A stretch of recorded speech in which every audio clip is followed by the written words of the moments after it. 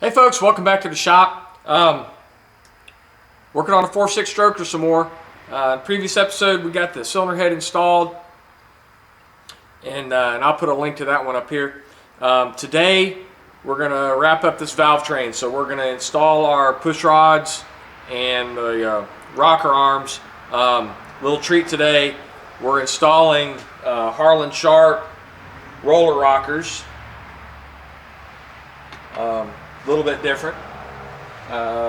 So we'll get the roller. We're going to get today's video is going to be relatively short. All we're going to do is push rods and roller rockers and wrap this one up. So without further ado, I'll get the camera set up and we'll get to work.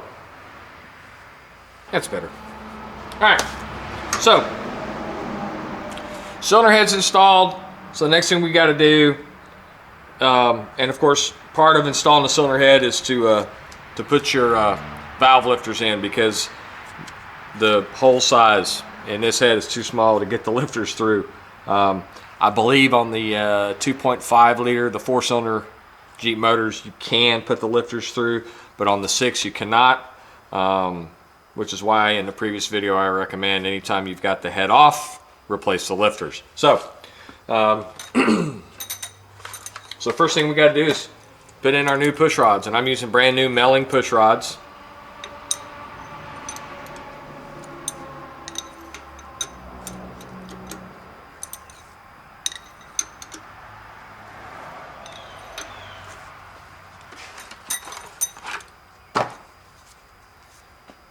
And these are standard length rods. We did not take anything off the block.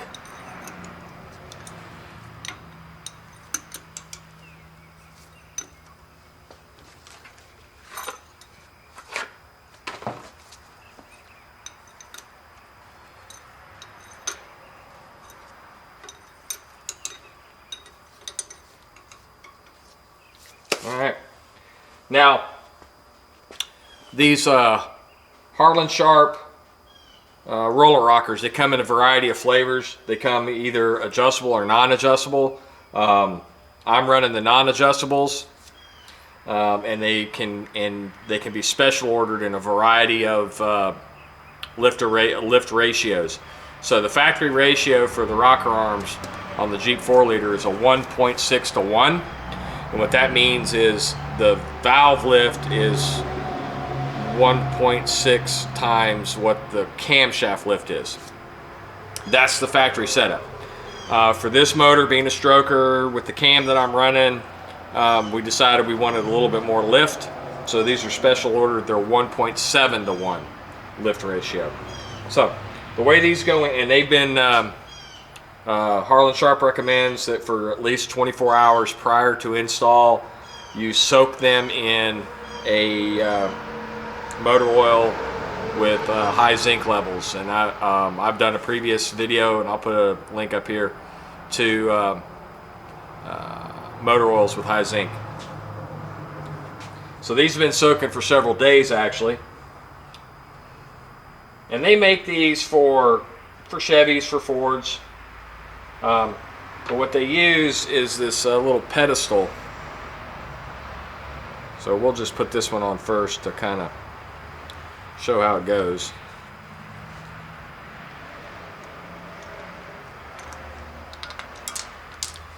And it's easier said than done. Pedestal goes in, a couple of bolts. Y'all have to bear with me. I've done these before, but I can't remember exactly how I did it. I think that's how I did it.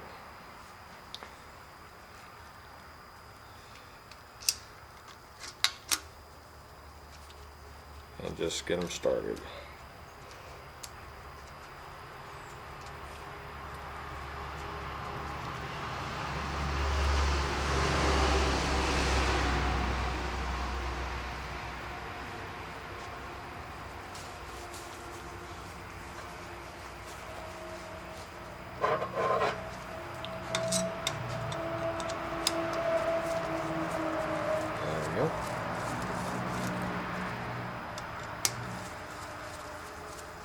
And I'm just going to run these down snug. We'll come back afterwards and torque them down.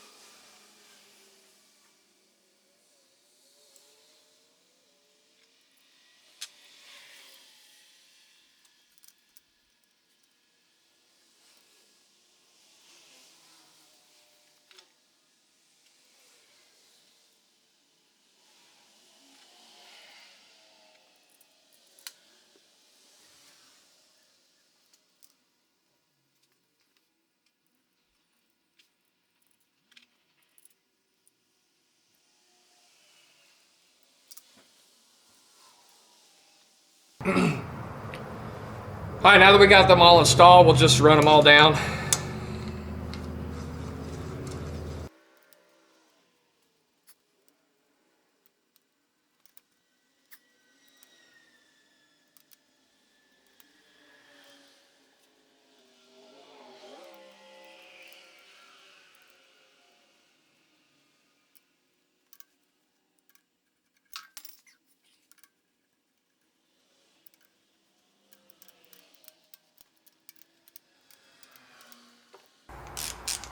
And they get torqued to 24 foot-pounds.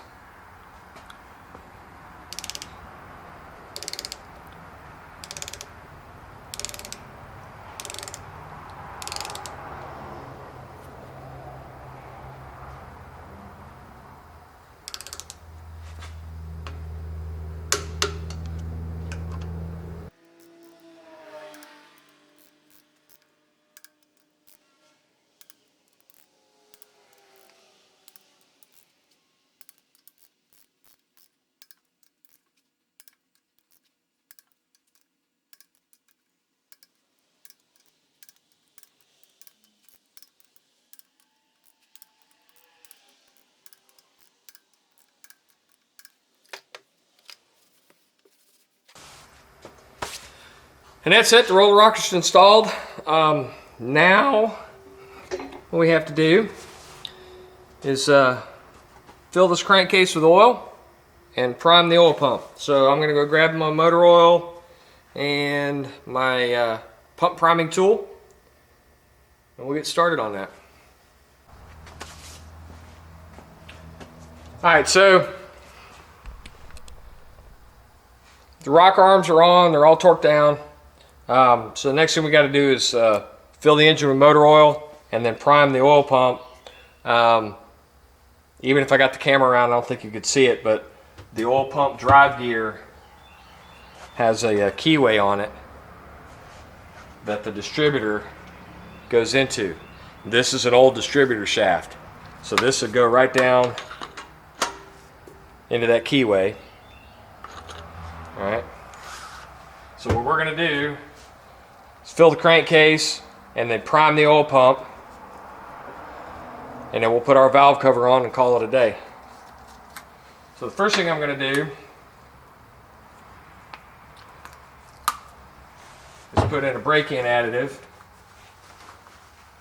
because this is a new camshaft. When we start this engine, we'll run a pretty aggressive run profile to break in the cam, and then within 100 miles or so of driving, we'll do an oil change and take this oil out. So the first thing I'm going to do is pour, and this is just a zinc additive, so we'll just pour this over.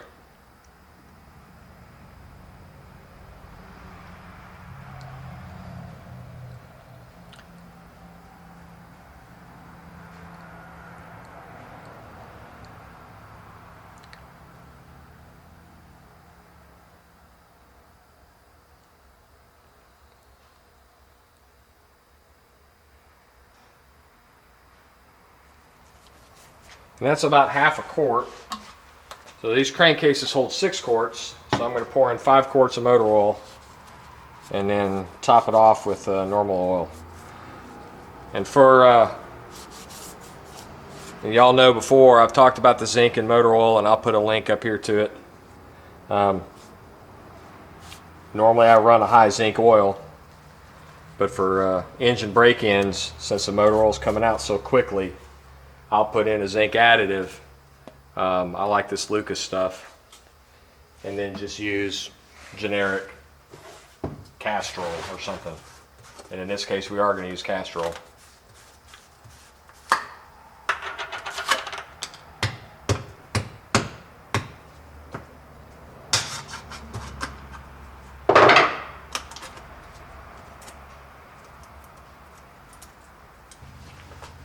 Instead of spilling this all over the place, we'll just pour it right in the distributor hole.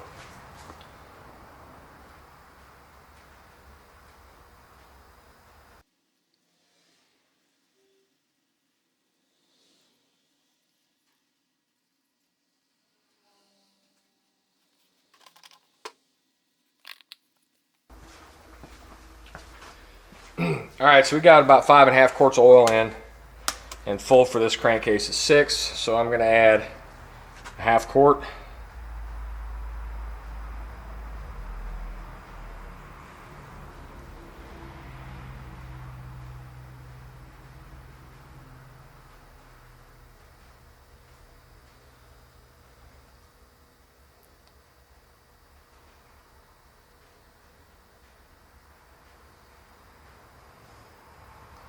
A little bit more.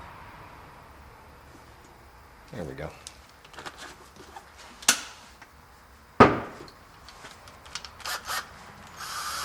I'll get my prime tool in.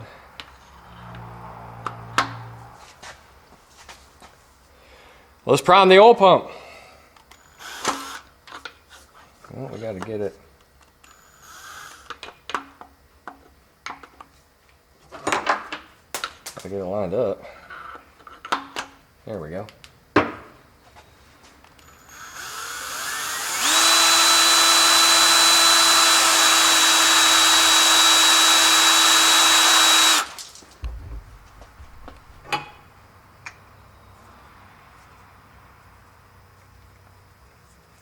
Oops.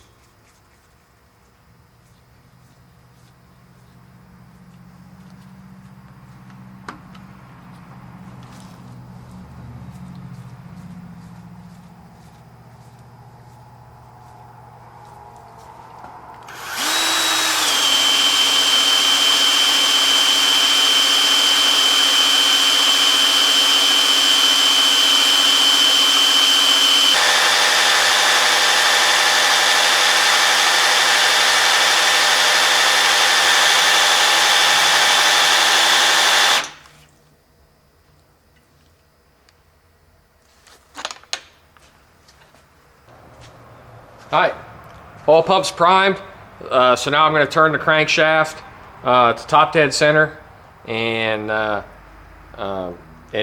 to ensure that I'm at top dead center on compression stroke, when I'm on my timing mark at the crank, these valves should all be closed.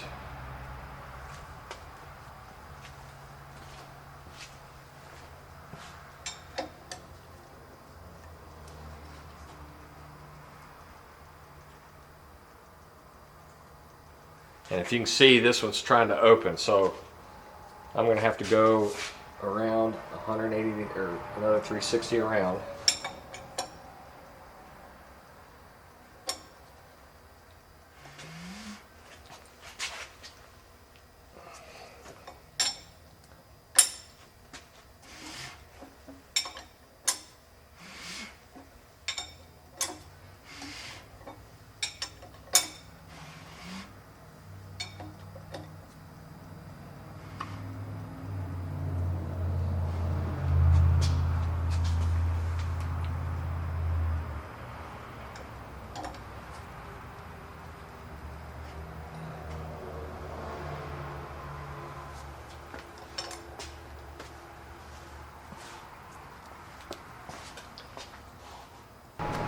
Alright, So we got the rocker arms on, we got the oil pump primed, and when I was turning the crank to get the top dead center to line up for the distributor, I was hearing some weird noises from the front cover. So I decided I better open it up and take a look, and I'm glad I did. My cam gear was not fully seated, so the chain, the timing chain was binding a little bit. And on top of that, I was 1 tooth off on my cam timing. I should have caught that. It didn't do any permanent damage, but I'm gonna have to retime this motor and get the front cover back on. So we're gonna wrap this video up for now. I've said it before, I'll share my mistakes with y'all. This is one of them. This is why we, as the old carpenter saying goes, measure twice, cut once. So fortunately I caught it before we did any damage, but I am gonna have to retime the motor and inspect these gears and the chain and reassemble this whole front end. And I'm not going to shoot video of that, I'm just going to do it. So we'll wrap this video up for now. If you enjoy this content, go ahead and like, hit subscribe, hit that bell icon for future notifications, and as always, there's more to follow.